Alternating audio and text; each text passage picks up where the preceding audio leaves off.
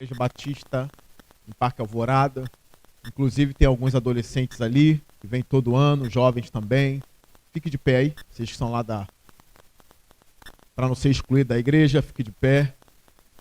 Wesley, Ju também, Paulinho, Andressa pode ficar sentado por enquanto. Todo ano eles estão aí, prestigiando vocês, podem sentar. Minha esposa Andressa está ali, fique de pé, por favor. Meu. Fica de pé. Você quer pregar no meu lugar? Não. É um prazer estar aqui. E ainda mais falando desse tema tão importante. Como disse o pastor Hércules no início, nós cremos que é uma das doutrinas mais importantes da fé cristã. A justificação somente pela fé em Cristo Jesus. Quem quer ir para o purgatório aqui, levante a mão, por favor. Quem quer ir para o purgatório? Ninguém? Não vou perguntar o inferno, que é muito pesado, mas o purgatório, alguém? Para ter uma purificação final, irmãos. Não há ninguém aqui querendo? Vocês acham que são dignos de ir diretamente para a presença de Deus sem o purgatório? Vocês acham que são? É isso que ensina os católicos. Dizem que nós somos soberbos, porque a gente acha que vai direto para Deus, sendo que a gente não foi totalmente santificado. E para eles é uma soberba a gente achar que vai direto para Deus, tendo o coração ainda manchado pelo pecado. Então a purificação final para os católicos é o purgatório. Estaremos lá. Pelo que eu estudei do catolicismo, dos catecismos, dos documentos católicos, a impressão que dá é que só os santos vão direto para o céu. Que todos passarão pelo purgatório, aqueles que precisam ainda purgar alguns pecados, ou ser purificados de alguns pecados, vão para o purgatório. E aí eles tentam dizer como o purgatório é bom, como esse fogo queima e é algo bom, e ali há um desejo de ir para a presença de Deus. Eu costumo dizer para alguns irmãos lá da igreja que se eu for para o purgatório, eu acho que eu vou sair de lá com ódio no coração. Nós cremos que somos totalmente purificados pelo sangue de Cristo. Nós cremos que iremos direto para a glória, não por causa dos nossos méritos e não pela nossa plena santificação, mas nós vamos à presença do nosso Senhor pelo sangue de Cristo Jesus. Isso não é soberba.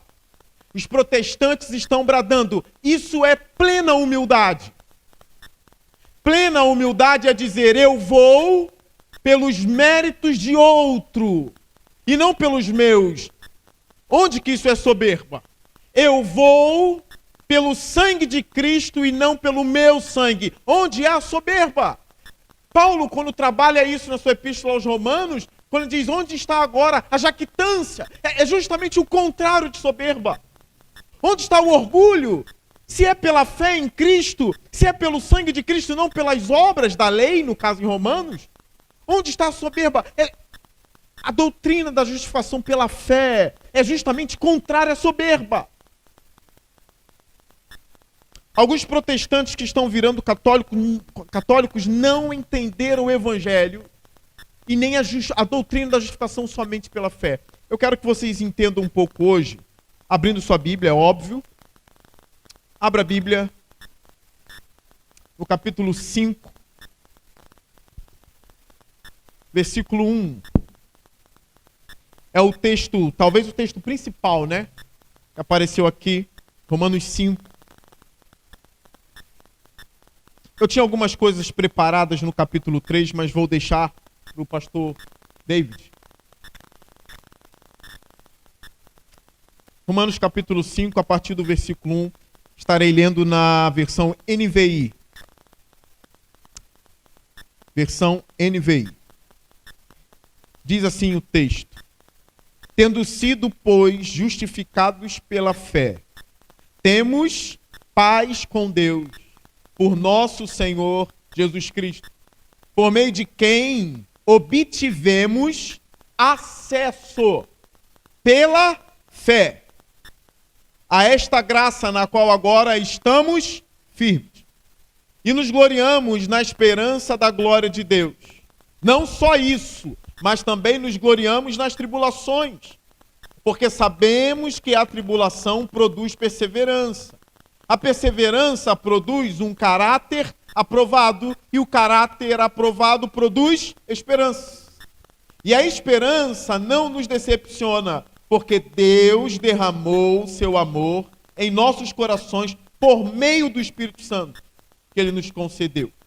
De fato, no devido tempo, quando ainda éramos fracos, Cristo morreu pelos ímpios. Dificilmente haverá alguém que morra por um justo. Embora pelo homem bom, talvez alguém tenha coragem de morrer. Mas Deus demonstra seu amor por nós. Cristo morreu em nosso favor, quando ainda éramos pecadores. Como agora fomos justificados por seu sangue, muito mais ainda por meio dele seremos salvos da ira de Deus. Se quando éramos inimigos de Deus, fomos reconciliados com ele mediante a morte de seu filho, quanto mais agora, tendo sido reconciliados, seremos salvos por sua vida. Não apenas isso, mas também nos gloriamos em Deus, por meio de nosso Senhor Jesus Cristo, mediante quem recebemos agora a reconciliação. Os irmãos repitam comigo: reconciliação. Gravem isso. Quem aqui tem paz interior? Não precisa levantar a mão, porque quem não tem vai ficar com vergonha de levantar. E alguns vão causar inveja em outros, porque nem todo crente tem paz interior. Mas se você tem paz interior, você sabe que tem. E você que não tem paz interior, você sabe que não tem. A pergunta é: quem não tem paz interior tem o Espírito Santo? Foi de fato redimido por Cristo na cruz, se não tem a paz interior? Uma outra pergunta: quem tem a paz interior, isso significa que de fato você foi salvo? Por causa de uma cura interior que você participou anos atrás, em alguma outra igreja ou em algum outro lugar? Em algum ministério de cura e libertação? Por aí? Não sei os lugares que vocês andaram. Até brinco lá na igreja, quarta-feira eu brinquei. Eu não sei o que vocês fizeram no verão passado. Eu não sei em que igreja vocês congregaram. Não sei onde vocês buscaram paz interior. Mas você tem paz interior? Uma outra pergunta: você tem paz com o irmão da sua igreja? Você tem paz com o seu pastor? Você está em paz com a congregação cristã?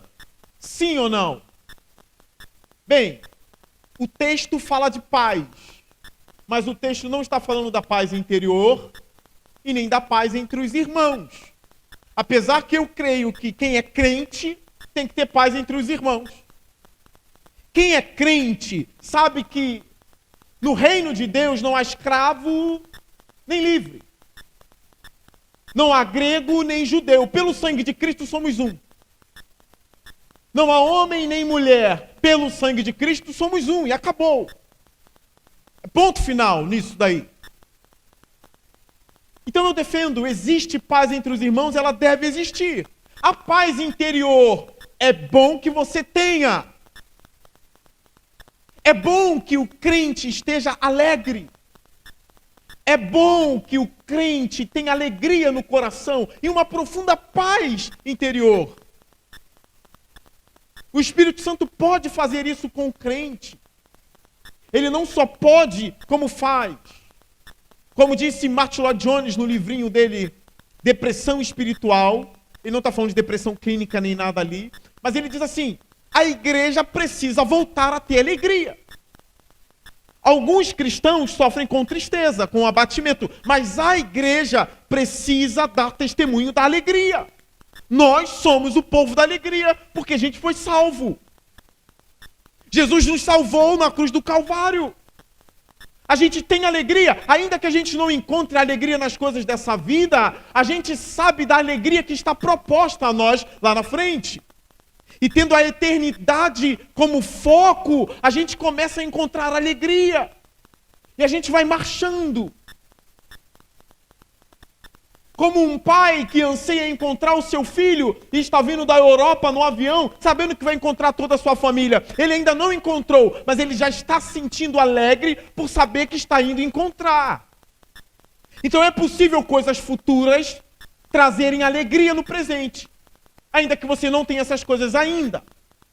É uma tensão teológica, o já e ainda não. Eu já estou assentado com Cristo na glória, como diz lá em Efésios, na carta de Paulo aos Efésios, mas ainda não estou. É bom que você tenha alegria. Agora, é possível alguém salvo, redimido pelo sangue de Jesus, não ter alegria. Lutar com tristezas nessa vida, com tribulações, com abatimento. Por exemplo, o salmista diz, na minha angústia, clamei ao Senhor. Ele estava extremamente angustiado. O salmista do Salmo 77, a minha alma está inconsolável. É um homem de Deus. Vai dizer que ele não tinha o Espírito Santo? O texto dele é inspirado. O texto dele se tornou escritura de Deus para todos os séculos. E vai me dizer que esse homem não estava inspirado? O crente pode, num determinado momento da sua caminhada, perder a alegria, perder a paz interior. Leia a Bíblia e você descobrirá isso. Jesus dizendo para os discípulos, a minha alma está profundamente triste até a morte. Antes da cruz, aquele período do Getsemane. Leia o livro Peregrino de John Bunyan também e você vai ver todas as coisas que um cristão pode passar na sua peregrinação cristã. Leia o livro do John Bunyan e você vai descobrir. Agora, por um pouco de tempo, você também pode perder a paz com seu irmão. Paulo teve uma briga com João Marcos, com Barnabé. Isso pode acontecer. Mas tem uma paz que você não pode perder se você for redimido por Cristo. E é disso aqui que Paulo está falando. No versículo 1. Tendo sido, pois... tendo sido. Algumas traduções dizem o seguinte. Tenhamos paz com Deus. Aqui vai dizer, temos paz com Deus. Tendo sido justificados pela fé, temos paz com Deus. Essa paz nós protestantes defendemos que você não pode perder se você foi justificado pela fé. Se você foi lavado e remido pelo sangue do Cordeiro, você tem paz com Deus. Você diz, pastor, o que é essa paz com Deus? Significa que através dela eu oro e jejuo todo dia? Não necessariamente. Paz com Deus aqui significa, e aqui alguns se escandalizam, tá? Principalmente aqueles que acreditam que a salvação se deu assim. Deus andando sobre a terra e viu, daquela família esse é o melhor.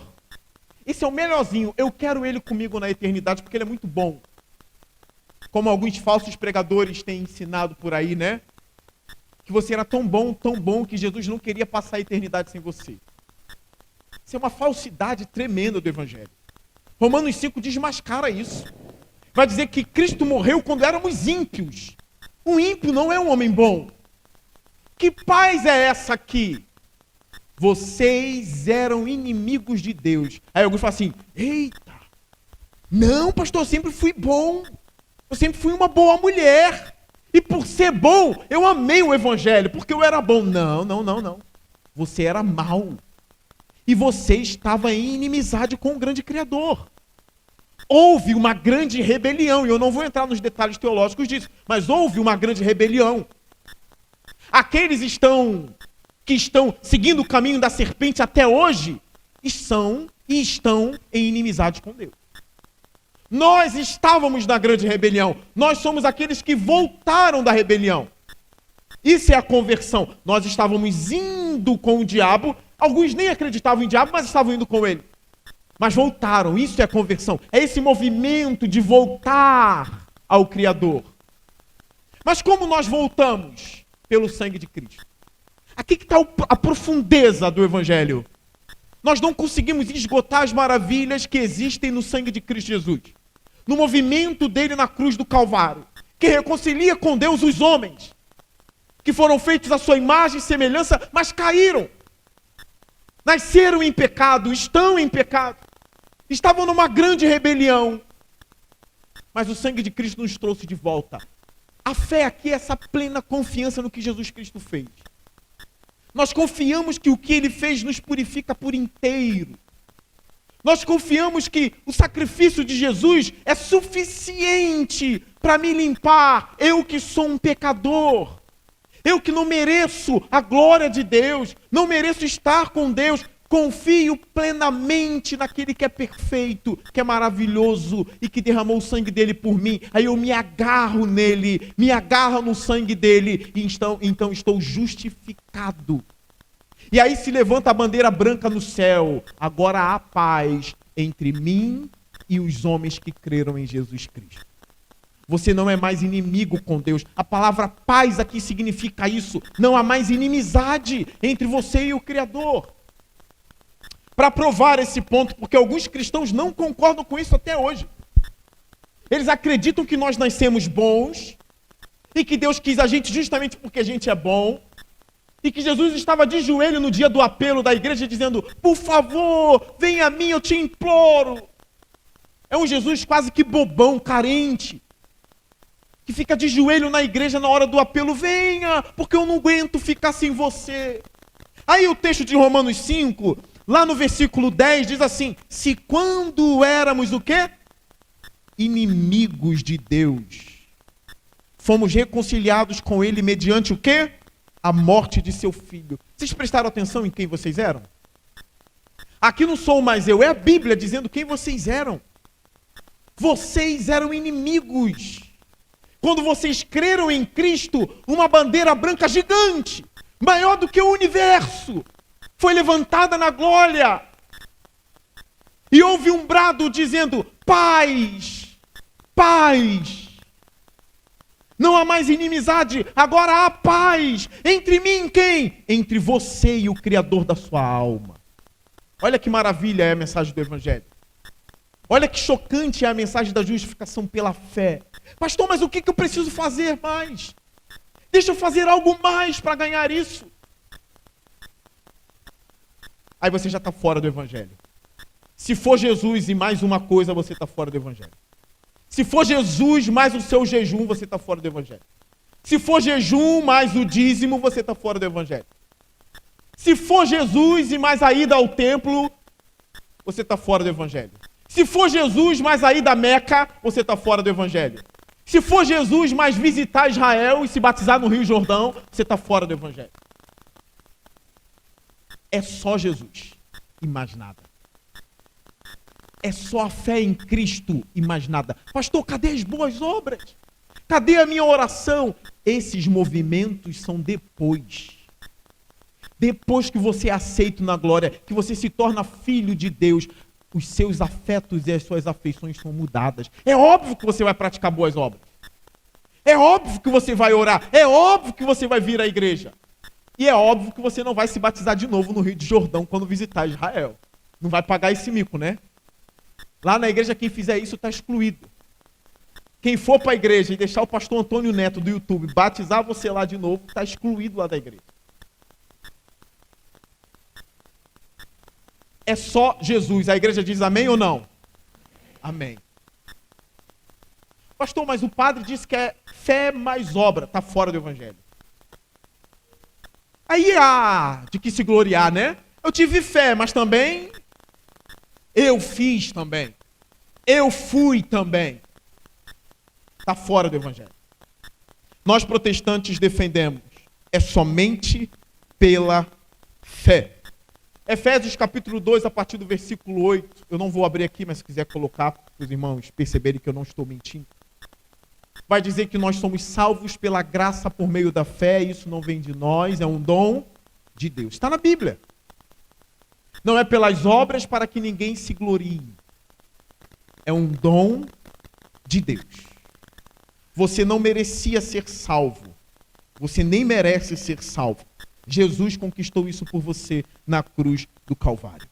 O texto continua. Nós temos paz com Deus. Estou em Romanos 5. Por nosso Senhor Jesus Cristo, por meio de quem obtivemos acesso pela fé a esta graça, na qual agora estamos firmes. E nos gloriamos na esperança da glória de Deus. Olha isso. Ele não somente perdoou os nossos pecados, e aqui tem algo profundo no Evangelho. Ele não somente nos perdoa e nos justifica. Ele nos tornou filhos de Deus. E aqui está um ponto chocante do Evangelho. Você que creu em Cristo é herdeiro da glória de Deus. Pastor, eu sempre aprendi que Deus não divide a glória dele com ninguém. O contexto de Isaías está tratando de ídolos ali. Eu não estou dizendo que vocês vão se transformar em deuses. Não é isso. O que eu estou dizendo é, o Filho de Deus é herdeiro da glória. E em Cristo nós nos tornamos co-herdeiros da glória. Você tem ideia que Deus passou a ser seu Pai? Nós nos gloriamos agora nessa esperança da glória. Você não sabe ainda totalmente o que te espera do outro lado. Você não sabe ainda o que te espera quando Cristo Jesus se apresentar a nós. A coisa é muito profunda. Sabe o que está escrito no meu crachá pelo sangue de Cristo? Quando eu entrar na glória juntamente com você, eu tenho um crachá da jornada aqui. Sabe o que estará escrito no meu crachá? Sujo, ou na verdade limpo de sangue, né? Do sangue de Cristo. Quando eu entrar lá, imagine os anjos vindo. Quem é você? Está escrito Filho de Deus. Não, mas você não pode. Filho. Ah, você é uma criatura. Sim, filho. Ele me adotou como filho em Cristo Jesus. Eu sou herdeiro disso aqui, rapaz. Mas qual é o direito? O sangue de Cristo me comprou e me fez filho do Deus Todo-Poderoso. Eu piso em qualquer lugar aqui. Eu ando em qualquer lugar aqui. O que eu digo lá na igreja, eu não preciso permissão para abrir a geladeira do meu Deus, porque Ele é o meu Pai. Eu abro a geladeira, eu como pudim, eu tomo suco de laranja dele, eu tomo vinho dele e depois me sento no sofá. Com que direito? O sangue de Cristo me deu isso. Pastor, isso está muito bom para ser verdade. Você não sabe ainda o que é o Evangelho. Boas notícias, mas de salvação. E depois me tornei filho. Eu espero a glória de Deus. Nós nos gloriamos nessa esperança da manifestação da glória. A mensagem do Evangelho é a principal mensagem do mundo. Imagine os índios ouvindo essa notícia, irmãos. Eles que ficam cultuando um monte de coisa. Imagine a gente chega com essa notícia. Recebe Cristo e você se tornará herdeiro da glória. Do Deus que criou tudo isso. Imagine um budista tendo contato com isso. De verdade, com todo o poder de Deus que está no Evangelho. Não, mas eu sou pó. Eu sou pó. E aqui já vai algumas coisas práticas para vocês. Vocês que se sentem aí desamparados, ou que estão aqui e não têm o amor de pai em casa, não têm o amor de mãe em casa. Nunca recebeu amor. Alguns aqui poderiam até ter ficado no orfanato. Eu não conheço vocês que estão aqui. Nunca conheceram o amor de verdade. Aí vem a notícia do Evangelho, que em Cristo Jesus você se torna herdeiro da glória de Deus. E Deus te chama de filho. E agora você caminha esperando a manifestação gloriosa do seu Senhor, onde o seu corpo será glorificado. Aqui é uma excelente notícia. Já com uma pegada mais pastoral. As moças que foram abusadas na infância. Homens também que foram abusados. No corpo glorioso não haverá marcas da mão do abusador. No corpo glorioso não haverá cicatriz de nenhum abusador. Não importa onde você andou, não importa o que fez com você, o sangue de Cristo te lava por inteiro e te dará um novo corpo, onde terão somente as marcas doces do amor dele. Nenhuma marca do diabo e de nenhum abusador estará em você. Caminhe crendo e esperançoso na glória que está por vir, cristão. Você é muito amado. Eu não costumo fazer isso não, mas diz para o irmão que está do seu lado aí. Diz para ele, se você crê em Cristo, você é herdeiro da glória. Nunca mais repitam isso, é a última vez, tá? Não deixe o pastor Hércules pegar essa mania não, hein? Isso vicia. Versículo 3. Não só isso, mas também nos gloriamos nas tribulações. Aqui parece loucura do apóstolo Paulo. Me gloriar na esperança da glória, tudo bem. Agora, me gloriar nas tribulações pega mal. Como assim? Eu odeio tribulação. Se tem uma coisa que eu odeio, é tribulação. Você sabe o que eu gosto? Sabe o que eu gosto? Eu gosto de uma batata frita. com uma Coca-Cola e sentado com a minha esposa no sofá. É o que eu gosto. Mudou isso, eu já fico atribulado. Eu não gosto de tribulação. Gosto de provação? Não gosto. Eu tenho horror à provação. Eu tenho meus motivos para odiar a provação. Agora, eu sei que você também não gosta. Eu sei como é bom estar também numa praia, pegando um solzinho misturado com vento fresco. Agora, perder alguém que você ama é difícil. Passar pelas tribulações da vida é difícil. Pelas provações da vida é algo muito difícil. Mas na teologia paulina, provação e tribulação não são inoperantes. Gravem isso. A tribulação não é improdutiva. Ela não vem para esmagar você e te matar. Matar que eu digo espiritualmente, né? Acabar com a sua fé, te destruir. Ela não vem apenas para Deus ficar rindo de você. Olha lá como eu brinco com ele. Não, a tribulação tem um propósito. E ela não é improdutiva. Na teologia de Paulo, em Romanos 5, a tribulação produz algo. E o que ela produz? O versículo 3 é muito claro. Não só isso, mas também nos gloriamos nas tribulações, porque sabemos que o quê? A tribulação produz perseverança. Olha isso. Paciência. Ela está produzindo algo em você. Você precisa perseverar na fé. Porque a fé que te justifica, a mesma graça que te justifica, é a mesma graça que vai te manter no caminho. Mas as pernas que caminham, as pernas que sangram, as pernas que sentem dores, são as suas. Como pode isso, né? As pernas que se cansam não são as de Deus, são as suas. É você que está na caminhada. São os seus pés que pisam nos espinhos da caminhada.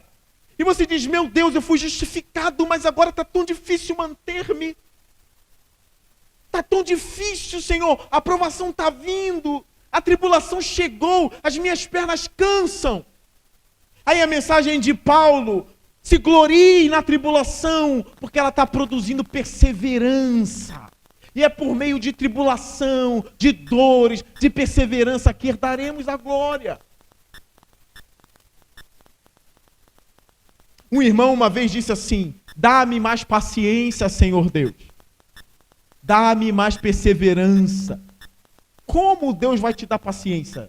Imagine você deitou e orou, me dá perseverança e paciência, que são de alguma forma sinônimos. Você deitou e Deus faz assim, ó, toma. Nunca participou de guerra nenhuma. Nunca se cansou em nada. Aí já acorda musculoso na fé.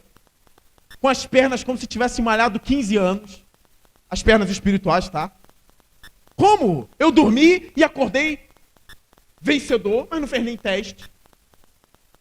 Isso não vai anular o que aconteceu no princípio, a justificação. Isso não anula. Isso comprova a sua salvação, entende?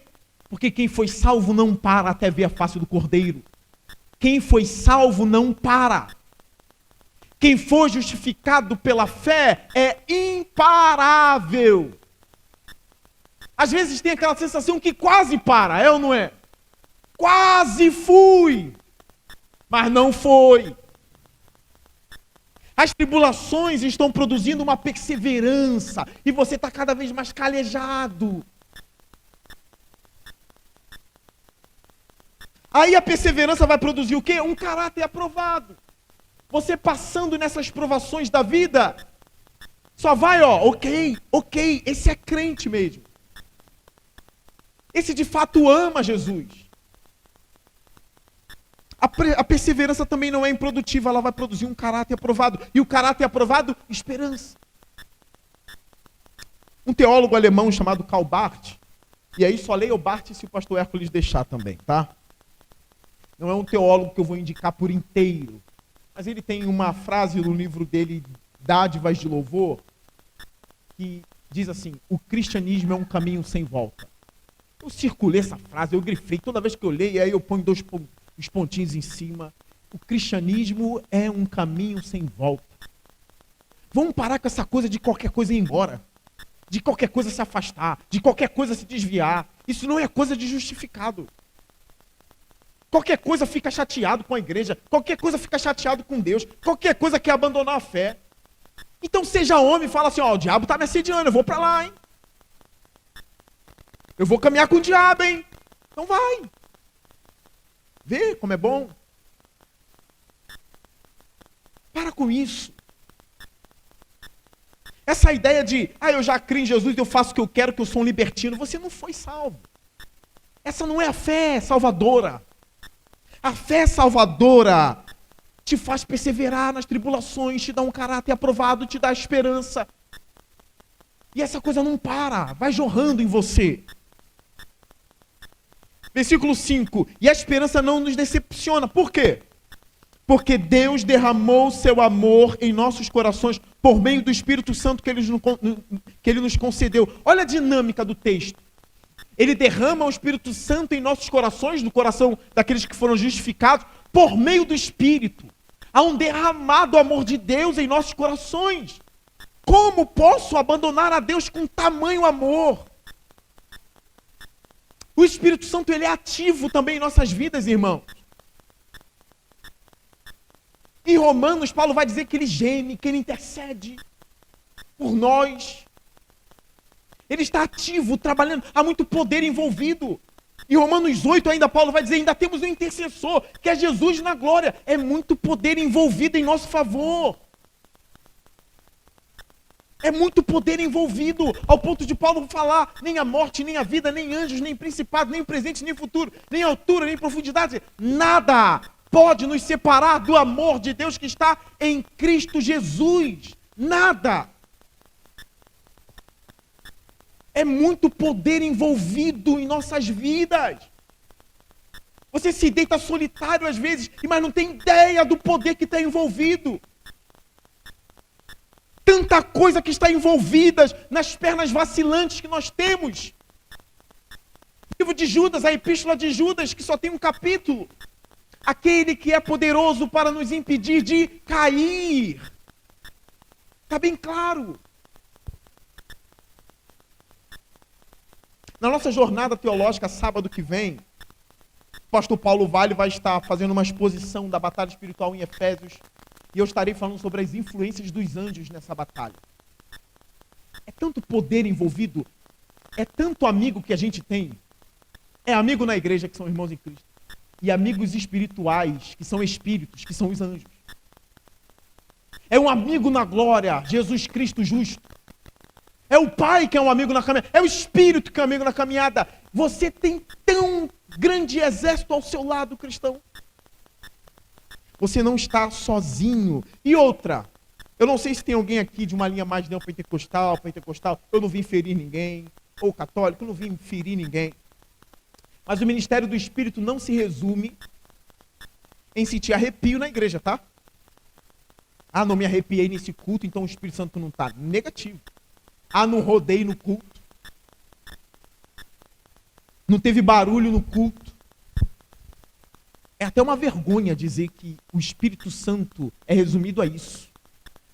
É claro, o Espírito Santo pode fazer a gente se arrepiar? Sim ou não? Óbvio.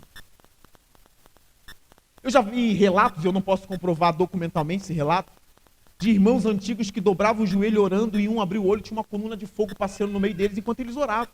Não tem como provar isso, nem tem as fontes disso, eu só ouvi. Você crê que Deus pode fazer? O Espírito, eu creio. Mas eu não vou resumir a obra do Espírito a isso.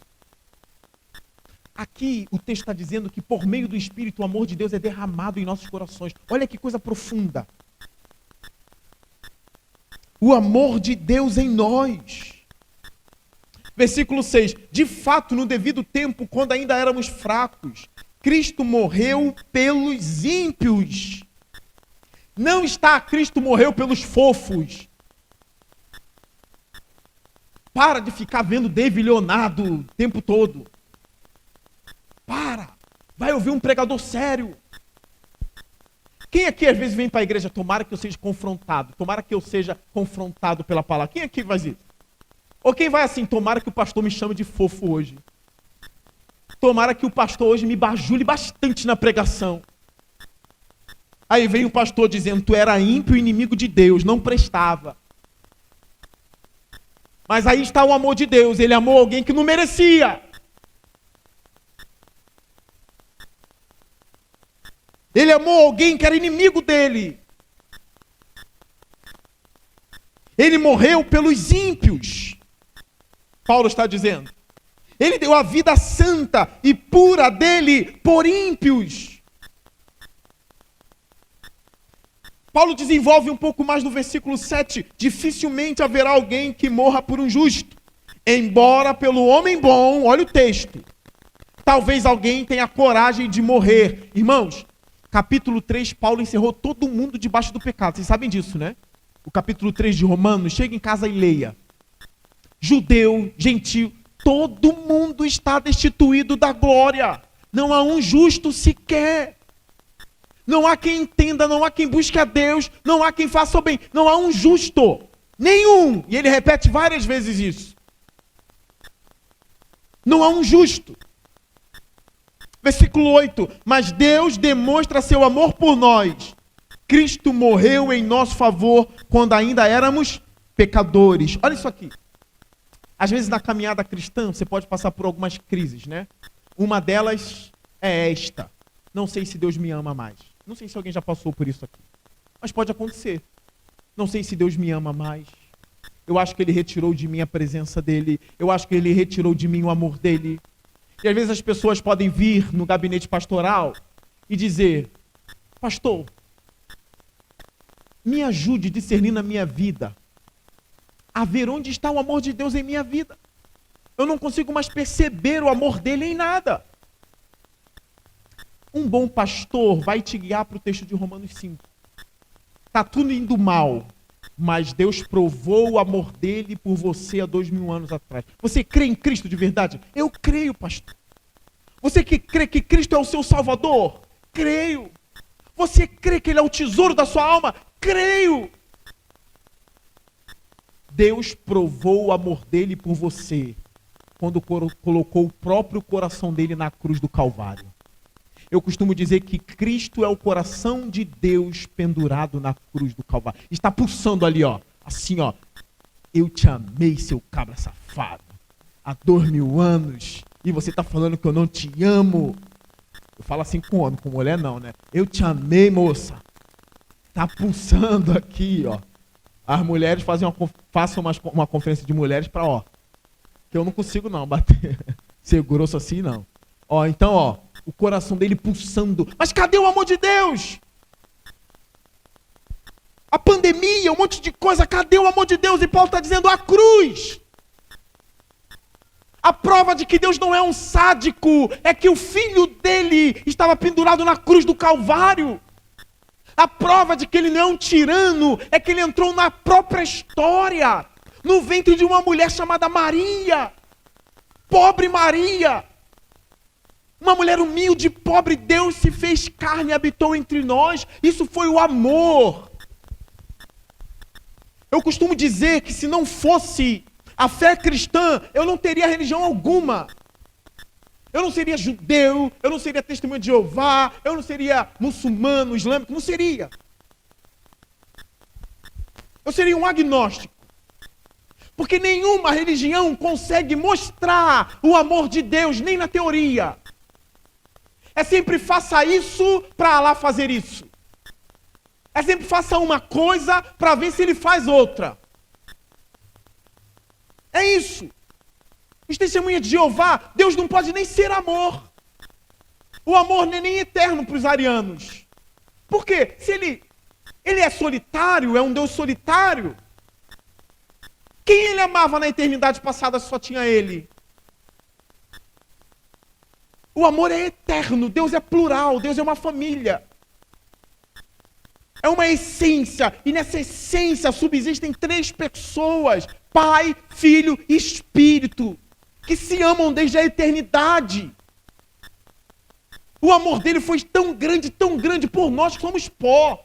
O livro de Gênesis ali já vai dizer, ó, vocês são pó, olha de onde vocês vieram.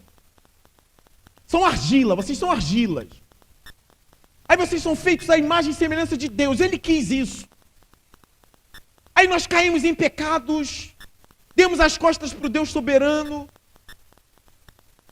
Aí João 3,16 diz, porque Deus amou o mundo de tal maneira, de uma maneira tão profunda, que deu o seu único filho. Para quê? Para todo aquele que nele jejuar todo dia e se chicotear. Não, para todo aquele que nele crê, não pereça, mas tenha a vida eterna. Eu digo uau, porque eu não gosto de morrer também. Já fiz muito sepultamento, é triste, eu não quero morrer. Ver a mãe jogada em cima do filho, chorando, as lágrimas dizendo, não era para ser assim. O que aconteceu no mundo que morre quem a gente ama? Para você ver como a eternidade está em nossos corações. A gente não quer morrer e não quer que alguém que a gente ame morra. Porque parece que tem algo em nós, assim, eu queria estar contigo para sempre. Ah, pastor, mas tem gente que se mata, porque perdeu o prazer na vida. Eu nunca vi alguém cheio de alegria e satisfação se matar. Não existe nenhum. Nenhum. É porque já perdeu a vida.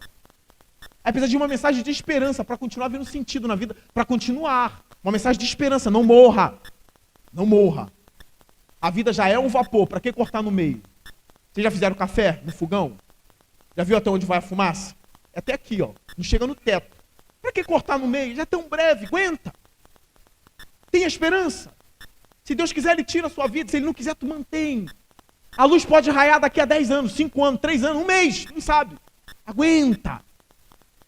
Aguenta firme. O Evangelho traz esperança para corações abatidos. O amor de Deus está pulsando. Deus não é um sádico, como o diabo tem falado no seu ouvido. Como o seu próprio coração está dizendo, Deus é um sádico. Não, como pode? Ele entrou na história e morreu. Crucificado, humilhado, cuspido pelos homens. Tomou um tapa na face.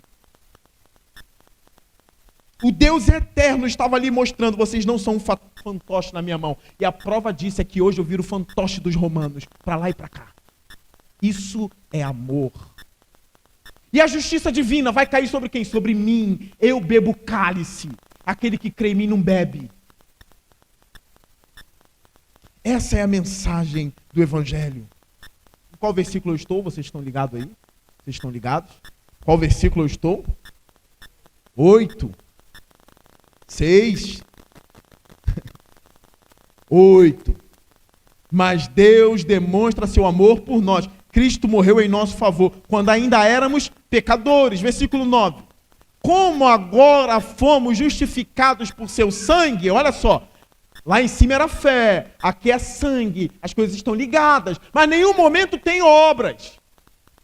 Repararam isso? Tem justificados pela fé, justificados pelo sangue, mas em nenhum momento em Paulo tem justificado pelas obras.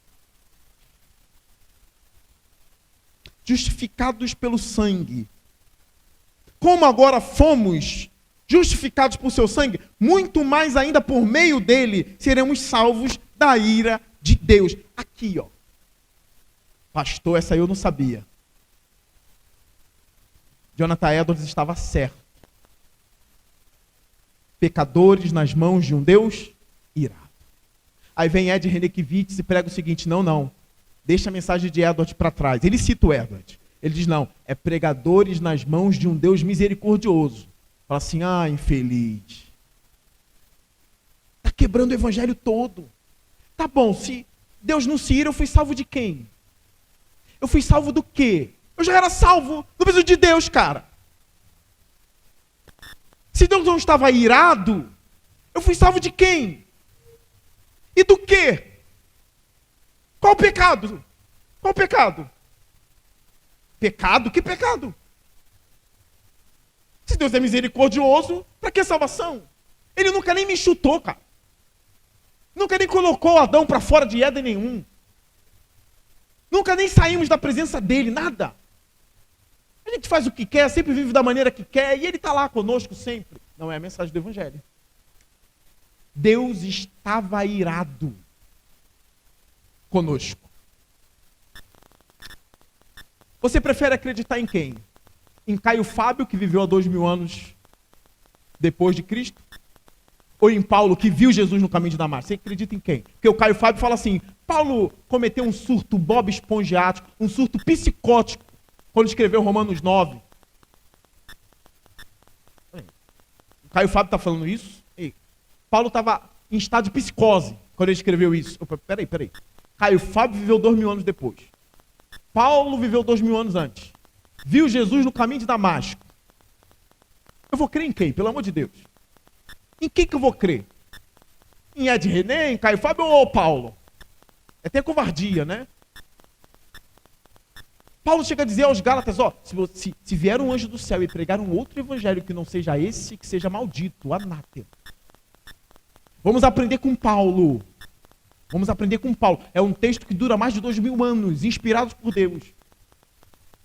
Fomos salvos da ira. Então tem ira. Éramos sim inimigos de Deus. Fomos salvos de quem? De Deus. Isso é Bíblia. Por meio dele seremos salvos da ira de Deus. Com isso, o diabo está correndo perigo. Já está em perigo ele, né? Quem não tem Cristo está correndo perigo. Mas perigo do quê, pastor? Da ira de um Deus santo e bom. Imagine que no nosso meio esteja agora um homem muito perverso. E ele sabe que em nosso estado não há juiz bom.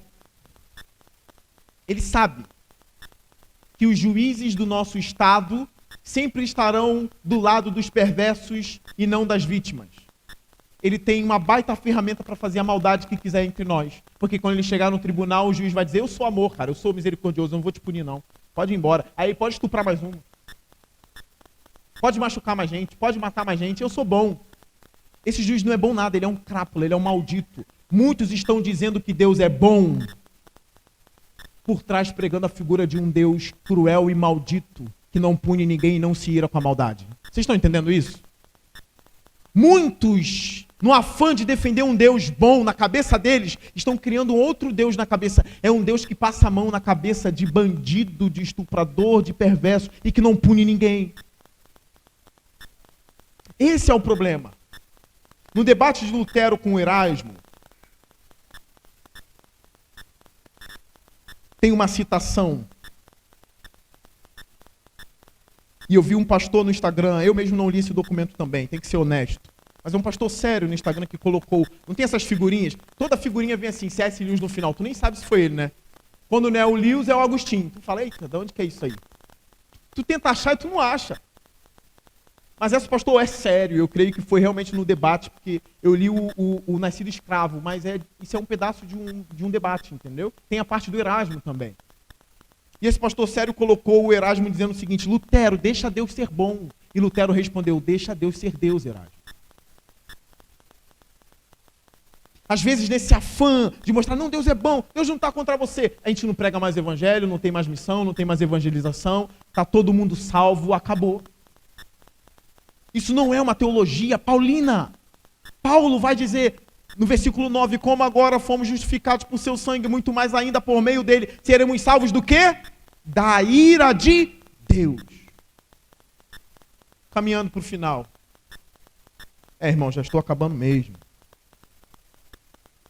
Dava para ir até as 7, não dava não? Aí depois o David pregava mais 3 horas. Viraria vigília. Versículo 10. Se quando éramos inimigos de Deus, olha como está claro isso aqui. Se quando éramos, então Paulo também era. Se quando éramos inimigos de Deus, fomos o quê? Reconciliados. Olha a paz que eu disse no início. Há uma reconciliação, uma bandeira branca levantada.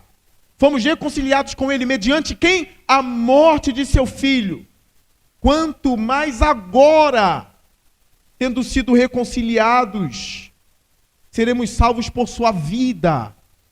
Quanto mais agora. Se quando eu era ímpio, o coração de Deus pulsou por mim na cruz, quanto mais agora, lavado, remido, filho de Deus. Não deixa o diabo ficar te acusando. Hoje tu não vai orar não, que tu pecou. Aí tu vai falar para ele, quanto mais agora. Antes ele morreu por mim, eu não valia nada, eu nem orava nem um dia, rapaz. Antes eu fazia um monte de besteira, não tinha nem peso na consciência. Ele me amou e me chamou para tão grande salvação. Quanto mais agora, tendo sido purificado no sangue dele, eu vou orar sim, eu vou voltar sim para a igreja, eu vou cantar louvores sim. Para trás de mim, Satanás. Tem muito sangue envolvido nessa história. para eu deixar de orar por uma culpa que o diabo está colocando na minha mente, de coisa do passado, de pensamentos que você tem lutado durante a semana. O seu pensamento não é mais poderoso do que o sangue de Cristo. O sangue de Cristo é mais pesado do que os problemas da sua mente, da sua consciência.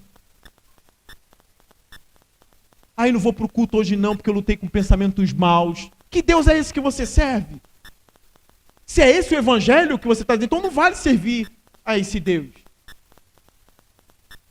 Eu não estou dizendo isso para fomentar uma libertinagem em você, não. É porque eu acredito que através do amor, aí eu luto muito melhor. Vocês estão entendendo? Se eu ficar nessa de um Deus que fica me cobrando e toda hora me ameaçando que vai me destruir, que vai me matar, que precisa das minhas boas obras, eu vou lutar muito mais fraco. Agora, se é um Deus que eu vejo um amor, nos olhos dele a compaixão, dizendo, filho, levanta e anda, filho. Eu me esforço muito mais para alcançá-lo naquele grande dia. Há um esforço muito mais, porque o amor move muito mais que a lei. Você pode até obedecer o seu pai que te dá cintada todo dia, mas dificilmente você vai amá-lo. Você vai obedecer, senão ele te enforca com cinto. Mas amá-lo, a gente precisa voltar na igreja a falar sobre a teologia do amor de Deus e do nosso amor por ele. Pedro, na primeira epístola dele, diz o seguinte: vocês não viram, mas vocês o amam. Falando de Jesus. Nós o amamos. O amor de Deus nos constrange. Quando a gente abandona pecado, é por amor. Quando a gente fica lutando com os pecados da mente, dos olhos, é porque, Senhor, tu me amou tanto que eu não vou fazer isso, Senhor. Eu estou embanhado do seu amor e eu não posso continuar nessa vida. Como eu posso cuspir num amor desse? Aí você vai e luta. Por quê? Porque eu amo. Não deixe o diabo te destruir, acusando você. Diga a si mesmo, não agora, depois, refletindo. Se antes ele me amou, agora que ele derramou o sangue dele por mim, quanto mais agora. Quanto mais agora, eu não vou parar. Quanto mais agora, o amor agora, então, meu Deus, eu era ímpio. Agora eu sou santo, filho de Deus. Quanto mais agora. Não apenas isso, mas também nos gloriamos em Deus. Primeiro nos gloriamos na esperança da glória, depois nos gloriamos na tribulação, agora nos gloriamos em Deus. Por meio de nosso Senhor Jesus Cristo, mediante quem recebemos agora a reconciliação. Eu já fui reconciliado. Eu já estou reconciliado. Eu não serei reconciliado. Eu não vou esperar um purgatório. Não, eu já estou reconciliado com Deus. Eu não preciso que Maria vá lá acalentar o coração de Jesus para ele. Não. O sangue dele já acalentou o coração de Deus para mim, acabou. Respeito Maria, a gente ama Maria, amém? A gente ama Maria. Claro, se Maria estivesse aqui no culto, todo mundo daria um beijo nela, eu tenho certeza, tá? Para com a implicância. Se ela estivesse aqui, imagine 2000 anos atrás, Maria aqui sentada, quem é ela? A mãe do Senhor, todo mundo ia beijar a mão dela. Tenho certeza disso. A gente não venera. Os católicos dizem assim, no nosso documento, não está adoração, está veneração. Mas na prática, é ou não é? Mas na prática, tá difícil, né? A gente não adora Maria, mas a gente ama Maria. Mas Maria não é mediadora, nem corredentora, pelo amor de Deus. É só o sangue de Jesus e acabou. Eu termino aqui fazendo uma citação desse livro, que não estou ganhando nada da editora Vida Nova não, tá? Mas ela lançou clássicos da Reforma. Tem de Zwingli, tem de Calvino. Esse aqui é de Lutero. É uma coleção de escritos de Lutero. Os escritos estão aqui na capa que eles traduziram, né? Tem as 97 teses. 97 mesmo. As 97 foram antes da 95. Aí aqui depois tem as 95 teses sobre as indulgências. Tem aqui a parte da liberdade do cristão, que é a que eu vou ler. Tem vários textos de Lutero nesse livrinho. Não sei se está vendendo aí. Ninguém mandou eu falar desse livro. Não sei se tem aí. Tá? Mas se tiver, vale a pena. Estarei lendo um trechinho de Lutero e estarei passando também a palavra para o pastor. Olha o que Lutero falou sobre a fé. A fé não apenas contribui para que a alma se conforme com a palavra divina, ficando cheia de graça, livre e bem-aventurada, mas também para que a alma se una a Cristo, como uma noiva ao seu noivo. Desse casamento resulta, como diz São Paulo, que Cristo e a alma se tornam uma só carne, tornando comum a ambos todas as coisas, bens, queda, acidente e tudo mais.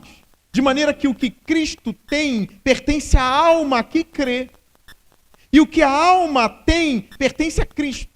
Assim, todos os bens e toda a bem-aventurança de Cristo, ou que Cristo possui, passam a pertencer à alma do crente. E toda a impiedade e todos os pecados que a alma carrega passam a pertencer a Cristo. Isso é uma matéria para outro dia. A doutrina da substituição penal, se é que a gente crê. Se é que alguns aqui creem, né? Instaura-se aqui uma troca feliz e uma controvérsia.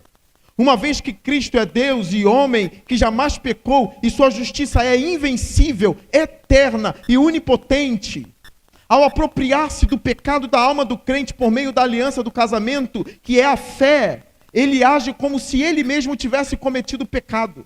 E os pecados precisam ser tragados e afogados nele, pois a sua justiça invencível é mais forte do que todos os pecados.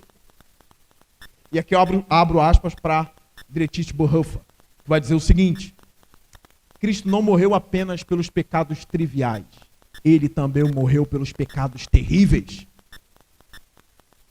Dessa maneira, somente graças ao seu dote, isto é, em virtude da fé, a alma fica liberta e livre de todos os seus pecados, e unida ou munida da justiça divina de seu noivo. Não é esta, então, uma admiração bem-aventurada em que Cristo, noivo rico, nobre e justo, se casa com uma prostituta pobre, desprezada e má, desembaraçando-a de todo o mal e adornando-a com todos os bens?